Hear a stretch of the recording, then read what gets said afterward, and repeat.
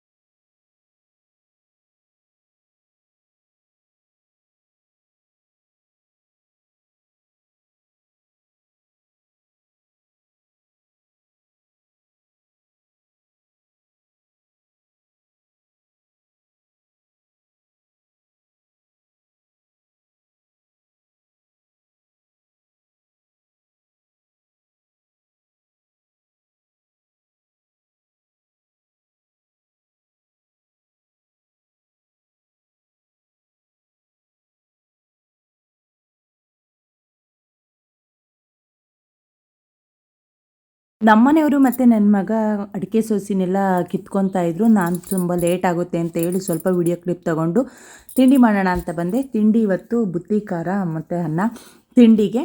ಅದಕ್ಕೋಸ್ಕರ ತುಂಬ 5 ಜನ, ಮನೆಯವರು ಒಂದು 5 ಜನ ಅಂದರೆ ಅಮ್ಮ, ಮೋಕ್ಷ, ನಾನು, ನನ್ನ ಮಗ ಮತ್ತು ನಮ್ಮ ಮನೆಯವರು ಎಲ್ಲ ಸೇರಿ ಒಂದು 10 ಜನ ಆಗ್ತೀವಿ. 10 ಜನಕ್ಕೂ ಒಂದೇ ಸಲ ಅನ್ನ ಮಾಡೋವಷ್ಟು ದೊಡ್ಡ ಕುಕ್ಕರ್ ಇರಲಿಲ್ಲ. ಮತ್ತು ಒಲೆ ಮೇಲೂ ಕೂಡ ಚೆನ್ನಾಗಿ ಆಗುತ್ತೆ ಅನ್ನೋ ಕಾರಣಕ್ಕೆ ಒಲೆ ಮೇಲೇ ಅನ್ನ ಮಾಡೋಣ.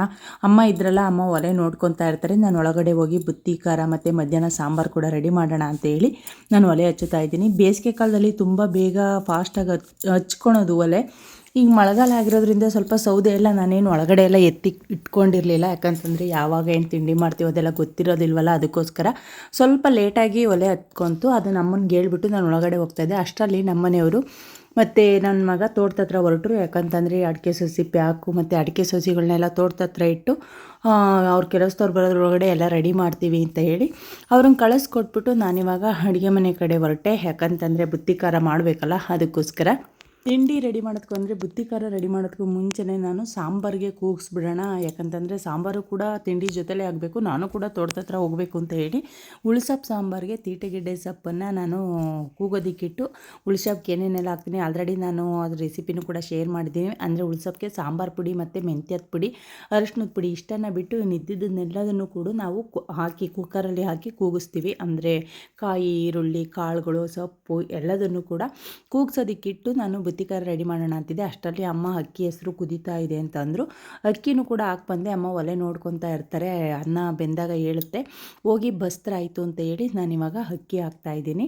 ಈ ರೀತಿ ಕೆಲಸಗಳಲ್ಲಿ ಬೇಗ ಅಂದರೆ ಒಂದು 5 ಗಂಟೆಗೆ ಎದ್ದರೂ ಕೂಡ ಬೇಗ ಆಗೋದಿಲ್ಲ. ನಾನು ಕೂಡ ಕೆಲಸದವ್ರ ಜೊತೆಲಿ ಹೋಗಿ ಅಡಿಕೆ ಸಸಿ ಪ್ಯಾಕ್ ಮಾಡೋಣ ಅಂತ ಅಂದ್ಕೊಂಡಿದ್ದೀನಿ. ಯಾಕಂತಂದರೆ ಈ ಕೆಲಸ ಸಾಗೋದಿಲ್ಲ. ಎಷ್ಟೇ ಜನ ಇದ್ದರೂ ಕೂಡ ಸಂಜೆ ಅಷ್ಟರಲ್ಲಿ ಏನೊಂದು 200-250 ಮಾಡ್ಬೋದೇನೋ ಫಾಸ್ಟಾಗಿ ಮಾಡಿದ್ರೆ. ಒಬ್ಬೊಬ್ಬರು 1000-1500 ಇದ್ದಾವೆ ಅಂತಂದರೆ 2-3 ದಿನ ಮಾಡಬೇಕಾಗುತ್ತೆ. ನಾನು ಹೋದರೆ ನನಗೂ ಕೂಡ ಟೈಮ್ ಪಾಸು ಮತ್ತು ನಾನು ಕೆಲಸ ಮಾಡ್ದಂಗೆ ಆಗುತ್ತೆ.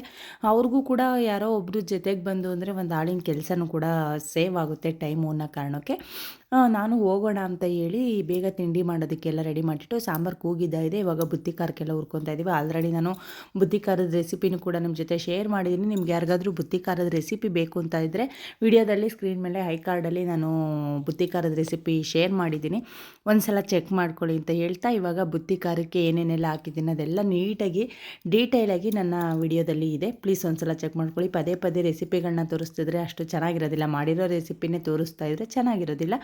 ಮಾಡಿಲ್ದಲ್ಲೇ ಇರ್ತಕ್ಕಂಥ ರೆಸಿಪಿಗಳನ್ನ ಒಂದೊಂದನ್ನೇ ಶೇರ್ ಮಾಡ್ತೀನಿ, ನೋಡಿ ಸಪೋರ್ಟ್ ಮಾಡಿ. ನನ್ನ ವ್ಲಾಗ್ಗಳನ್ನೆಲ್ಲ ಇತ್ತೀಚೆಗೆ ಜನಗಳು ನೋಡೋದಕ್ಕೆ ಶುರು ಮಾಡಿದ್ರೆ ನನಗಂತೂ ಸಖತ್ತು ಖುಷಿಯಾಗುತ್ತೆ. ಯಾಕಂತಂದರೆ ಯಾವುದೇ ಒಂದು ಕೆಲಸಕ್ಕೂ ಕೂಡ ನಾವು ಮಾಡ್ತಾ ಇರ್ತಕ್ಕಂಥ ಕೆಲಸನ ಯಾರಾದರೂ ನೋಡ್ತಾ ಇದ್ದಾರೆ, ಯಾರಿಗಾದ್ರೂ ಒಂದು ಚಿಕ್ಕದಾಗಿ ಒಂದು ಹೆಲ್ಪ್ ಆಗ್ತಿದೆ ಅಂತ ಅಂದರೆ ಅದ್ರ ಖುಷಿನೇ ಬೇರೆ. ಅದಕ್ಕೋಸ್ಕರ ಆ ರೀತಿ ಹೇಳಿದೆ ಅಷ್ಟೇ. ಬನ್ನಿ, ಇವಾಗ ಅನ್ನ ಬೆಂದಿದೆ. ಈ ಮೊದಲು ಕಾಲದಲ್ಲೆಲ್ಲ ಬೇಗ ತಿಂಡಿ ಅಡುಗೆಗಳು ಯಾಕೆ ಆಗ್ತಿರ್ಲಿಲ್ಲ ಅಂದರೆ ಪಾಪ ಒಲೆ ಹಚ್ಚಿದ ಮೇಲೆ ಒಲೆ ಮುಂದೆನೇ ಇರಬೇಕು, ಬೇರೆ ಕೆಲಸಗಳಾಗ್ತಿರಲಿಲ್ಲ. ಈಗ ಸ್ಟವ್ ಮೇಲೆ ಅಂದರೆ ಆಗಲ್ಲ, ಕುಕ್ಕರ್ಗಳಿಗೆ ಇಟ್ಬಿಟ್ರೆ ನಾವು ಯಾವ ಕೆಲಸ ಅದೇ ಕರೆಯುತ್ತೆ, ನಾನು ಆಗಿದ್ದೀನಿ ಬಂದು ಆಫ್ ಮಾಡಿರಿ ಅಂತ. ಅಲ್ಲಿವರೆಗೂ ನಾವು ಸ್ಟವ್ ಮುಂದೆ ಬರೋ ಅವಶ್ಯಕತೆಯೇ ಇರಲ್ಲ.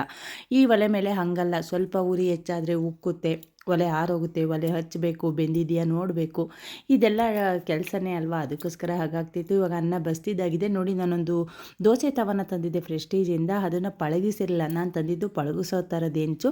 ಅದನ್ನು ಹೆಂಗಿದ್ರು ಇವತ್ತು ಅನ್ನನ ಬಸ್ತಿದ್ದೀನಲ್ಲ ಅದರೊಳಗಡೆ ಹಾಕು ಅಂತಂದರು ಅಮ್ಮ. ಅಕ್ಕಿ ಗಂಜಿ ಮತ್ತು ಎಣ್ಣೆಯನ್ನು ಸರ್ವಿ ಅದನ್ನು ಪಳಗಿಸ್ಬೇಕು. ಅದರಿಂದ ಹೆಂಗಿದ್ರು ಅನ್ನ ಬಸ್ತಿದ್ನಲ್ಲ ಆ ಗಂಜಿ ಒಳಗಡೆ ಈ ರೀತಿ ಹಾಕಿ ಇಡ್ತಾ ಇದ್ದೀವಿ.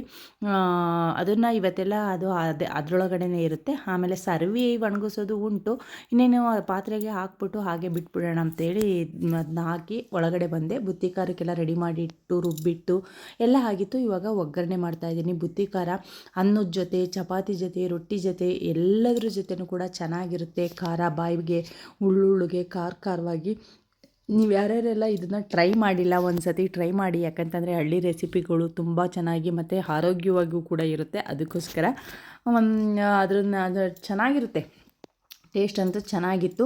ತುಂಬ ಜಾಸ್ತಿ ಜನ ಬಂದಾಗೆಲ್ಲ ಬೇಗ ಆಗುತ್ತೆ. ಮತ್ತು ಚಿತ್ರಾನ್ನ, ಉಪ್ಪಿಟ್ಟು ಇದೇ ಕಾಮನ್ ತಿಂಡಿ ಆಗಿರುತ್ತಲ್ಲ, ಆ ಟೈಮಲ್ಲಿ ಇದೊಂಥರ ಡಿಫ್ರೆಂಟ್ ರೆಸಿಪಿ ಅಂತ ಅನಿಸುತ್ತೆ. ಚಿತ್ರಾನ್ನ ತಿಂದಿದ್ದ ಟೇಸ್ಟ್ ಕೊಡಲ್ಲ ಇದು, ಬುತ್ತಿ ಖಾರದ ಟೇಸ್ಟೇ ಬೇರೆ ಇರುತ್ತೆ.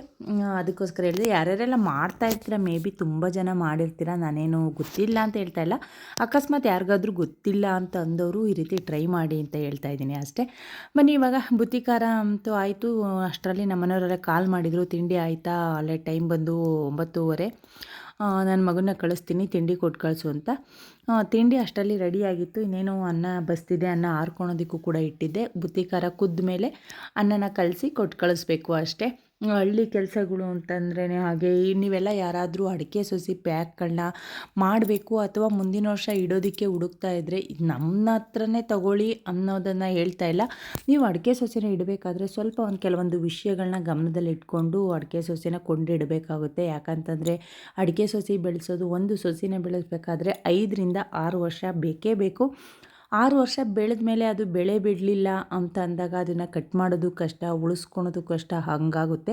ಅದರಿಂದ ಯಾರಾದರೂ ಗೊತ್ತಿರೋರ ಹತ್ರ ತುಂಬ ಹಳೆ ಮರ, ಒಂದು 25-30 ವರ್ಷದ ಹಳೆ ಮರದಿಂದ ಗೋಟನ್ನು ತಗೊಂಡು ಯಾರು ಸೊಸಿ ಮಾಡಿರ್ತಾರೋ ಅಂಥವ್ರ ಹತ್ರ ನೀವು ಮೊಳಕೆ ಅಂದರೆ ಪ್ಯಾಕೆಟ್ ಸೊಸಿನ ಅಥವಾ ನೆಲಕ್ಕೆ ಹಾಕಿರ್ತಕ್ಕಂಥ ಸೊಸಿನ ತೊಗೊಂಡು ಇಟ್ಟು ತೋಟ ಮಾಡಿ ಅಡಿಕೆ ಗಿಡನ ಬೆಳೆಸಿ ಅಂತ ಹೇಳ್ತೀನಿ ಅಷ್ಟೇ.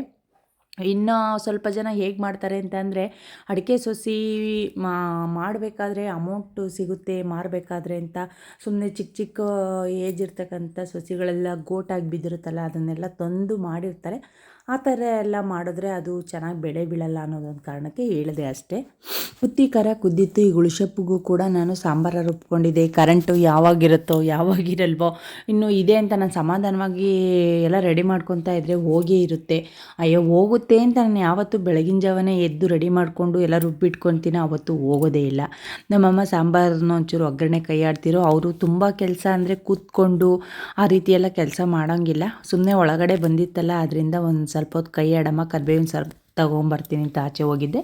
ಅಮ್ಮ ಬಂದು ಕೈ ಆಡ್ತಾಯಿದ್ರು. ಈಗ ನಾನು ಹುಳಿಸೊಪ್ಪಿಗೆ ನೋಡಿ, ಹುಳಿಸೊಪ್ಪನ್ನ ತುಂಬ ನುಣ್ಣಗೆಲ್ಲ ರುಬ್ಬಿದ್ರೆ ಅಷ್ಟು ಚೆನ್ನಾಗಿರಲ್ಲ, ಸ್ವಲ್ಪ ದಪ್ಪವಾಗಿ ರುಬ್ಬಬೇಕು. ಇವಾಗ ಸಾಂಬಾರು ಕೂಡ ಆಯಿತು. ಮಧ್ಯಾಹ್ನ ಊಟಕ್ಕೆ ನಾನು ಊಟ ತೊಗೊಂಡು ಹೋಗೋಣ ಅಂತ ಅಂದ್ಕೊಂಡಿದ್ದೀನಿ. ಆದರೆ ನಾನು ಊಟ ತಗೊಂಡು ಹೋಗೋ ಟೈಮ್ವರೆಗೂ ವೆಯ್ಟ್ ಮಾಡಿದ್ರೆ ಆಗೋದಿಲ್ಲ ಅಂತೇಳಿ ನನ್ನ ಕೆಲಸನೂ ಕೂಡ 11 ಗಂಟೆಗೆ ಆಗಿತ್ತು. ಹಾಗಂತ ನಾನೇನು ತಿಂಡಿ ತೊಗೊಂಡು ಹೋಗಲಿಲ್ಲ. ತಿಂಡಿನ ನನ್ನ ಮಗ ಬಂದು ತಗೊಂಡು ಹೋಗ್ತಾನೆ. ನಮ್ಮ ಮನೆಯವ್ರು ಕಾಲ್ ಮಾಡಿದ್ರಲ್ಲ, ನಾವು ಅಮ್ಮನ ಕೈಗೆ ಈ ರೀತಿಯಾಗಿ ಎತ್ತರಕ್ಕೆ ಕೂರಿಸಿ ಬುತ್ತಿ ಖಾರ ಮತ್ತು ಅನ್ನನ ಕೊಟ್ಟಿದ್ದೆ. ಅಮ್ಮನ ಕಲಿಸ್ಕೊಡಮ್ಮ, ಅವ್ನು ಬರ್ತಾನಿನ್ನ, ನಾನು ಸ್ವಲ್ಪ ಒಳಗಡೆ ಕೆಲಸ ಇದೆ ಅಂತ ಹೇಳಿ ಅಮ್ಮ ತಿಂಡಿ ಕಲಿಸ್ತಾಯಿದ್ರು. ಬುತ್ತಿ ಖಾರನ ಕಲಸು ಕೂಡ ಯಾರಿಗಾದ್ರೂ ಆಚೆ ಕೊಡೋದಿದ್ರೆ ಕಲಸು ಕೂಡ ಕೊಡ್ಬೋದು. ಕಲಿಸ್ಕೊಡೋದಕ್ಕಿಂತ ಬೆಟರ್ ಅಂತ ಅಂದರೆ ಗೊಜ್ಜು ಮತ್ತು ಅನ್ನನ ಸಪ್ರೇಟ್ ಕೊಟ್ಟರೆ ಅವ್ರಿಗೆ ಎಷ್ಟು ಬೇಕೋ ಅಷ್ಟು ಹಾಕ್ಕೊಂಡು ತಿಂತಾರೆ. ಉಳಿದ್ರೂ ಕೂಡ ಕಲಸಿದ್ರೆ ಬೇಗ ಹಾಳಾಗೋಗುತ್ತೆ. ಇಲ್ಲಾಂದರೆ ಗೊಜ್ಜು ಸಪ್ರೇಟು, ಅನ್ನ ಸಪ್ರೇಟು ಉಳಿಯುತ್ತೆ. ಆದರೆ ನಾನಿವತ್ತು ಕಲಸಿ ಮತ್ತು ಎಕ್ಸ್ಟ್ರಾ ಗೊಜ್ಜನ್ನು ಕೂಡ ಕೊಟ್ಕಳಿಸಿದ್ದೆ. ತುಂಬ ಅನ್ನ ಉಳಿದಿತ್ತು. ಅಂದರೆ ಫುಲ್ ಒಂದು ಅರ್ಧ ಅನ್ನ. ಅಮ್ಮ ಯಾವ ಅಳತೆಲಿ ಹಾಕಿದ್ರೋ ಗೊತ್ತಿಲ್ಲ. ಅವರು ತುಂಬ ಇವಾಗ ಏನು ಕೆಲಸದವರು ಕೂಡ ತುಂಬ ಹೆಚ್ಚೆಚ್ಚಾಗಿ ಏನು ತಿಂಡಿ ತಿನ್ನೋದಿಲ್ಲ. ಅಮ್ಮನಿಗೆ ಅಳತೆ ಗೊತ್ತಾಗಿರಲಿಲ್ಲ, ಅದರಿಂದ ತುಂಬ ಅನ್ನ ಉಳಿದಿತ್ತು. ಒಂದು ಅರ್ಧ ಬಾಕ್ಸೇ ಅನ್ನ ಉಳಿದಿತ್ತು. ಅದನ್ನು ಮಧ್ಯಾಹ್ನ ಇಡಂಗೂ ಇಲ್ಲ, ಮತ್ತು ಗೊಜ್ಜು ವೇಸ್ಟು ಅನ್ನನೂ ವೇಸ್ಟು ಆಗಾಯಿತು. ಇದಕ್ಕಿಂತ ಬೆಟ್ರ್ ಅಂತಂದರೆ ಅನ್ನ ಮತ್ತು ಗೊಜ್ಜನ್ನು ಸಪ್ರೇಟ್ ಕೊಟ್ಟು ಕಳಿಸೋದು. ಇವಾಗ ನೋಡಿ ನಮ್ಮಮ್ಮ ಅಷ್ಟು ಅನ್ನನ ತುಂಬಿಟ್ಟಿದೆ. ನಾನು ಕೇಳಿದೆ, ಅನ್ನ ಅಷ್ಟೊಂಥರ ತುಂಬಿದೆಯಲ್ಲ, ಅಳತೆ ಮಾಡಿ ತುಂಬಿದ್ರಾ ಅಂತ ಹೇಳಿ. ಅಮ್ಮ ಒಬ್ಬೊಬ್ರಿಗೆ ಇಷ್ಟಿಷ್ಟು ಅಂತ ತುಂಬಿದೆಯಾ ಅಂತ ಹೇಳಿ ಕೊಟ್ಟು ಕಳಿಸಿದ್ರೆ ತುಂಬ ಅನ್ನ ಉಳಿದಿತ್ತು. ಅದು ಮಧ್ಯಾಹ್ನ ಇಡೋಕ್ಕಾಗಲಿಲ್ಲ, ವೇಸ್ಟ್ ಆಗೋಯಿತು. ಅದರಿಂದ ಬುತ್ತಿ ಖಾರನೂ ವೇಸ್ಟ್ ಆಯಿತು, ಅನ್ನನೂ ವೇಸ್ಟ್ ಆಯಿತು. ಇನ್ನು ನಾನು, ಅಮ್ಮ ಮತ್ತು ನನ್ನ ಮಗ ತೋಟದ ಹತ್ರ ತಿನ್ನೋದಿಲ್ಲ, ನಾನು ಇಲ್ಲೇ ತಿಂತೀನಿ ಅಂತ ಹೇಳಿದ್ದ. ಅದಕ್ಕೋಸ್ಕರ ಅವ್ನು ಬಂದ ತಕ್ಷಣವೇ ಅವ್ರಿಗೆ ಕೊಟ್ಟು ಕಳಿಸಿ ಆಮೇಲೆ ನಾನು ತಿಂಡಿ ಮಾಡಿದೆ. ಬುತ್ತಿ ಖಾರ ಅನ್ನೋಕ್ಕೆ ಅವ್ರಿಗೂ ಕೂಡ ಹಪ್ಳನ ಬಾಣಲಿಗೆ ಎಣ್ಣೆಗೆ ಹಾಕಿ ಕೊಟ್ಟು ಕಳ್ಸೋಣ ಅಂತ ಹೇಳಿ ಹಪ್ಳನ ಎಣ್ಣೆಗೆ ಹಾಕ್ತಾಯಿದ್ದೀನಿ. ಹುರುಳಿಕಾಳು ಹಪ್ಳ. ಈ ವರ್ಷ ನಾನಿನ್ನೂ ಹುರುಳಿಕಾಳು ಹಪ್ಳ ಮಾಡಿಲ್ಲ. ಇವೆಲ್ಲ ತುಂಬ ಜನ ಹುರುಳಿಕಾಳು ಹಪ್ಳನ ನೀವು ಮಾಡಿ ಮಾರಾಟ ಮಾಡಿ ಅಂತೆಲ್ಲ ಕಮೆಂಟ್ ಮಾಡ್ತಾಯಿದ್ದೀರ. ಇದು ತುಂಬ ಕಷ್ಟದ ಕೆಲಸ. ಇವಾಗ ಮನೆಗೊಳಗೆ ನಾವು ತಿನ್ನೋದಕ್ಕೆ ಇಟ್ಕೊಳೋದೇ ಕಷ್ಟ ಅಂತ ಇಟ್ಕೊತೀವಿ. ಅಂಥದ್ರಲ್ಲಿ ಮಾರಾಟ ಮಾಡ್ತೀವಿ ಅಂತ ಅಂದರೆ ಮನೇಲಿ ತುಂಬ ಜನ ಇರಬೇಕು, ಇಲ್ಲ ಕೆಲಸದವ್ರನ್ನ ಇಟ್ಕೊಬೇಕು. ಅದಕ್ಕೆಲ್ಲ ನನಗೆ ಮೇಂಟೆನೆನ್ಸ್ ಮಾಡೋದಕ್ಕೆ ಇದೆಲ್ಲ ತುಂಬ ಕಷ್ಟ ಆಗ್ತಾಯಿದೆ. ಅದಕ್ಕೋಸ್ಕರ ಆಲ್ರೆಡಿ ನಾನು ವಿಡಿಯೋನ ಶೇರ್ ಮಾಡಿದೆ. ಅವ್ರ ಹತ್ರ ಸಿಗುತ್ತೆ ಇನ್ಸ್ಟಾಗ್ರಾಮಲ್ಲಾಗಲಿ. ಇನ್ಸ್ಟಾಗ್ರಾಮಲ್ಲಿ ನಾನು ಹುರುಳಿಕಾಳು ಹಪ್ಪಳ ಮಾರಾಟ ಮಾಡ್ತಾರೆ ಇವರು. ಬೇಕಿದ್ದರೆ ನೀವು ಅವ್ರ ಹತ್ರ ಪರ್ಚೇಸ್ ಮಾಡಿ ಅಂತ. ನಿಮ್ಗೆ ಯಾರಿಗಾದ್ರೂ ಹುರುಳಿಕಾಳು ಹಪ್ಪಳ ಬೇಕಿದ್ದರೆ ಕಮೆಂಟ್ ಮಾಡಿ, ನಾನು ಬೇಕಿದ್ದರೆ ಅವ್ರ ನಂಬರ್ನ ನಿಮಗೆ ಕಳಿಸ್ಕೊಡ್ತೀನಿ. ಒಂದ್ಸಲ ನೀವು ಚೆಕ್ ಮಾಡಿಕೊಂಡು ಅಮೌಂಟು ಮತ್ತು ಟೇಸ್ಟು ನಿಮ್ಗೆ ಇಷ್ಟ ಆದರೆ ಅವ್ರ ಹತ್ರ ತೊಗೊಬೋದು. ಅದಕ್ಕೋಸ್ಕರ ಹೇಳಿದೆ. ನೀವೆಲ್ಲ ನನ್ನೇ ಕೇಳ್ತಾ ಇದ್ದೀರಾ, ನಾನು ಹಪ್ಪಳ ಮಾಡೋದು ತುಂಬ ಕಷ್ಟ.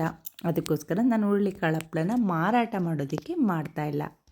ನನ್ನ ಮಗ ತಿಂಡಿ ತೊಗೊಂಡು ಬಂದು ಅವ್ರಿಗೆ ತಿಂಡಿ ಬಡಿಸಿ ಅದಾದಮೇಲೆ ಮನೆ ಹತ್ರ ಬಂದು ಅವನು ಕೂಡ ತಿಂಡಿ ಮಾಡಿ ಅಷ್ಟರಲ್ಲಿ ನಂದು ಅಡುಗೆ ಆಗಿತ್ತು. ನಾನು ಊಟ ಏನು ತೊಗೊಂಬಂದಿಲ್ಲ. ಊಟನ ಮಧ್ಯಾಹ್ನ 2 ಗಂಟೆ ಹಂಗೆ ಹೋಗಿ ತೊಗೊಂಬಂದ್ರೆ ಆಯಿತು ಅಂತ ಹೇಳಿ ಟೀ ತೊಗೊಂಡು ಬಂದೆ. ನಾನು ಟೀ ತೊಗೊಂಡು ಬರೋದ್ರೊಳಗಡೆ ಅವರು ಸ್ವಲ್ಪ ಆಲ್ರೆಡಿ ಎಲ್ಲ ಪಾಕೆಟ್ ಎಲ್ಲ ಮಾಡಿದ್ರಲ್ಲ, ಅವ್ರಿಗೆ ಟೀ ಕೊಟ್ಟ ಮೇಲೆ ನಾನು ನನ್ನ ಮಗ ಇಬ್ಬರು ಸೇರಿಕೊಂಡು ಮತ್ತು ನಮ್ಮ ಮನೆಯವರು 3 ಜನ ಸೇರಿಕೊಂಡು ಈ ಪ್ಯಾಕ್ಗಳನ್ನ ಒಂದು ಕಡೆ ಎತ್ತಿಡ್ತಾ ಇದ್ದೀವಿ. ಎಲ್ಲವನ್ನೂ ಕೂಡ ಈ ರೀತಿ ಬಾಕ್ಸ್ ಮಾಡಿದ್ದೀವಿ. ಯಾಕಂತಂದರೆ ನೀರು ಹಾಕೋದಕ್ಕೆ ಮತ್ತು ಕಳೆ ಕೀಳೋದಕ್ಕೆ, ಗೊಬ್ಬರ ಹಾಕೋದಕ್ಕೆ ತುಂಬ ಒಂದೇ ಸಾಲಾಗಿ ಇಟ್ಕೊಂಡು ಹೋಗ್ತಾ ಇದ್ದರೆ ನಾವು ಕೆಲಸ ಮಾಡೋದಕ್ಕೆ ಅದರೊಳಗಡೆ ಕಷ್ಟ ಆಗುತ್ತೆ ಅಂತ ಈ ರೀತಿ ಚಿಕ್ಕದಾಗಿ ಬಾಕ್ಸ್ ಮಾಡಿ ತೋಟದೊಳಗಡೆ ಇಟ್ಟಿದ್ದೀವಿ. ಇದಕ್ಕೆ ನಾವು ಇನ್ನು ದಿನ ಬಿಟ್ಟು ದಿನ ಅಥವಾ ಮಳೆಗಾಲದಲ್ಲಿ ಕಡಿಮೆ ನೀರು ಹಾಕಬೇಕು. ಬೇಸಿಗೆ ಕಾಲದಲ್ಲಂತೂ ಈ ಅಡಿಕೆ ಸಸಿಗಳನ್ನ ಕಾಪಾಡೋದು ತುಂಬ ಕಷ್ಟ ಐತೆ. ಅಯ್ಯೋ ರೇಟ್ ಬಂತಲ್ಲ, ಇಷ್ಟೊಂಥರ ರೇಟಾ ಅಂತ ಅಂತಾರೆ. ಇವನ್ನ ಬೆಳೆಸಿ ಒಂದು 8 ತಿಂಗಳು 10 ತಿಂಗಳು ಈ ಸಸಿನ ಬೆಳೆಸೋದ್ರೊಳಗಡೆ ಎಷ್ಟು ಕಷ್ಟ ಬರುತ್ತೆ, ಅದರೊಳಗಡೆ ಎಷ್ಟು ಸಸಿ ಹೋಗುತ್ತೆ, ಅದೆಲ್ಲ ಈ ಕೆಲಸ ಮಾಡೋರಿಗೆ ಗೊತ್ತಿರುತ್ತೆ ಬಿಡಿ. ಈಗ ಈ ರೀತಿ ಕೆಲಸ ಆಗಿದೆ. ಪ್ಯಾಕೆಟು 1 kgಗೆ 160 ರೂಪಾಯಿ. ಅದ್ರಾಗ 1 kgಗೆ 70ರಿಂದ 80 ರೂಪಾಯಿ, ಅಲ್ಲ 70ರಿಂದ 80 ಅಡಿಕೆ ಸಸಿ ಪ್ಯಾಕ್ ಬರುತ್ತೆ. ಅದಕ್ಕೆ 160 ರೂಪಾಯಿ. ಅಲ್ಲಿಗೆ ಹತ್ತತ್ರ 1.80 ಪೈಸೆ, ₹1.80 ಒಂದು ಸೊಸಿಗೆ ಬೀಳುತ್ತೆ. ಅದಾದಮೇಲೆ ಇನ್ನು ಪ್ಯಾಕ್ ಮಾಡಬೇಕಾದ್ರೆ ಕೆಲಸದವ್ರು ಬೇಕಾಗುತ್ತೆ. 1,000 ಅಡಿಕೆ ಸೊಸಿನ ಪ್ಯಾಕ್ ಮಾಡ್ತಾಯಿದ್ದೀವಿ ಅಂದರೆ ಕಡಿಮೆ ಅಂದರೂ 6ರಿಂದ 7 ಕೆಲಸದವರು ಜನ ಬೇಕು. ಒಬ್ಬರಿಗೆ 400 ರೂಪಾಯಿ ಏನಾದರೂ ಅಮೌಂಟ್ ಅಂತ ಇದ್ದರೆ ಕೆಲಸದವ್ರಿಗೆ, ಅಲ್ಲಿಗೆ ಅದು ಕೂಡ 2,500 ಅಮೌಂಟ್ ಬೀಳುತ್ತೆ. ಈ ರೀತಿ ಖರ್ಚೆಲ್ಲ ಇವಾಗ ತುಂಬ ಜಾಸ್ತಿನೇ ಇದೆ. ಈ ರೀತಿ ರೈತರು ಕೆಲಸದಲ್ಲಿ ಕಷ್ಟನೇ ಇರುತ್ತೆ. ಅವು ರೇಟ್ ಸಿಕ್ಕಿ ಚೆನ್ನಾಗಿ ಬಂದರೆ ಹೊರ್ತು ಇಲ್ಲ ಅಂದರೆ ಇವತ್ತು ನಾವು ಮಾಡಿರ್ತಕ್ಕಂಥ ಕೆಲಸ, ಅದಕ್ಕೆ ಖರ್ಚು ಎಲ್ಲ ವೇಸ್ಟ್ ಆಗುತ್ತೆ ಅಂತಲೇ ಹೇಳ್ಬೋದು. ಫೈನಲಾಗಿ ನಾನು ಮನೆ ಹತ್ರ ಹೋಗಿ ಊಟ ತೊಗೊಂಡು ಬಂದು ಅವ್ರಿಗೆ ಊಟ ಎಲ್ಲ ಬಡಿಸಿ ನಾನು ಕೂಡ ಊಟ ಮಾಡಿ ಮತ್ತೆ ಅಡಿಕೆ ಸಸಿ ಪ್ಯಾಕ್ ಮಾಡೋದಕ್ಕೆ ಅಂತೇಳಿ ಕೂತ್ಕೊಂಡ್ವಿ. ಫೈನಲಾಗಿ ನನಗಂತೂ ಕೂತು ಸಾಕಾಗೋಯಿತು. ಮತ್ತು ಮಳೆ ಬಂದು ಸ್ವಲ್ಪ ಮಣ್ಣು ಹಸಿ ಇದ್ದಿದ್ದರಿಂದ ಸ್ವಲ್ಪ ತುಂಬೋದಕ್ಕೆ ಕಷ್ಟ ಅನ್ನಿಸ್ತಾ ಇತ್ತು. ಅದಕ್ಕೋಸ್ಕರ ಬೇರೆ ಯಾವುದೇ ಸಲಕರಣೆ ತಗೊಂಡ್ರೂ ಕೂಡ ಅದಕ್ಕೆ ಮೆತ್ತಾಕ್ಕೊಳೋದು ಬರ್ತಿರಲಿಲ್ಲ. ಅದರಿಂದ ನಾನು ಕೊನೆಗೆ ಎಲ್ಲರೂ ಕೂಡ ಕೊನೆಗೆ ಕೈಯಲ್ಲೇ ಹಾಕೋದಕ್ಕೆ ಶುರು ಮಾಡಿದ್ವಿ ಮಣ್ಣನ್ನು ಪ್ಯಾಕೆಟ್ ಒಳಗಡೆ. ಇದು ನೋಡೋದಕ್ಕೆ ಸಿಂಪಲ್ ಕೆಲಸ ಅಂತ ಅನಿಸಿದ್ರು ಕೂಡ ತುಂಬ ಕಷ್ಟನೇ. ಯಾವ ಕೆಲಸನೂ ಕೂಡ ಸುಲಭ ಇಲ್ಲ. ನಮ್ಮನೆಯವರು ಅದನ್ನೆಲ್ಲ ಎತ್ತಿಟ್ಟು ಸಾಕಾಗಿ ನನ್ನ ಮಗ ಅಂತೂ ಇವತ್ತು ನನಗೆ ಸಾಕಾಗೋಯ್ತು. ಅವನಿಗೆ ರೂಢಿ ಇರಲಿಲ್ವಲ್ಲ, ಅದರಿಂದ ಇವತ್ತು ಸಾಕಾಗೋಯ್ತು ಅಂದ ಕೊನೆಗೆ ಸಂಜೆ 6 ಗಂಟೆ ಅಷ್ಟರಲ್ಲಿ ಅಡಿಕೆ ಸಸಿ ಪ್ಯಾಕ್ ಮಾಡಿದ್ದು ಮುಗೀತು. ಅವರು ಕೂಡ ಹೊರಟ್ರು. ಅಂದರೆ ಕೆಲಸ ಮಾಡಿದವರೆಲ್ಲ ಇನ್ನೇನು ಹೊರಟ್ರು. ಇನ್ನು ಹಂಗಂತ ಮಾಡಿರೋನೆಲ್ಲ ನಾವು ಜೋಡಿಸಿ ಬರಲೇಬೇಕಿತ್ತು. ಅದರಿಂದ ನಾನು ನಮ್ಮನೆಯವರು ನನ್ನ ಮಗ ಸಂಜೆ 7 ಗಂಟೆವರೆಗೂ ನೋಡಿ. ನನಗೆ ಅದನ್ನು ನೂಕೋದು ತುಂಬ, ಇದೊಂದು ಟ್ರ್ಯಾಲಿ ಇರಲಿಲ್ಲ ಅಂದರೆ ಇನ್ನೂ ಕೆಲಸ ಕಷ್ಟ ಆಗೋದು. ಇದು ಜಾಗದಲ್ಲಿ ಚೆನ್ನಾಗಿ ಎಳಿಬೋದು, ಆದರೆ ತೋಟದೊಳಗಡೆ ಕಷ್ಟ ಆಗುತ್ತೆ ನೋಡಿ. ಕೆಲಸದವರೆಲ್ಲ ಹೋದರು. ಅವ್ರು ಹೋದ್ಮೇಲೆ ನಾನು, ನನ್ನ ಮಗ, ನಮ್ಮನೆಯವರು 3 ಜನ ಈ ರೀತಿಯಾಗಿ ಮುಗಿಸ್ತಾ ಇದ್ದೀವಿ ಇವತ್ತಿನ ಕೆಲಸನ. ಅಂದರೆ ಅಡಿಕೆ ಸಸಿ ಇಷ್ಟು ಪ್ಯಾಕ್ ಮಾಡಿದ್ದಾಯಿತು. ಎಷ್ಟಿದೆ ಅಂತ ಏನು ಎಣಿಸಿರಲಿಲ್ಲ. ಇಷ್ಟು ಸಸಿ ರೆಡಿಯಾಗಿದೆ. ಇವತ್ತಿನ ವ್ಲಾಗು ಕೂಡ ಇಲ್ಲಿಗೆ ಎಂಡ್ ಆಗ್ತಾ ಇದೆ.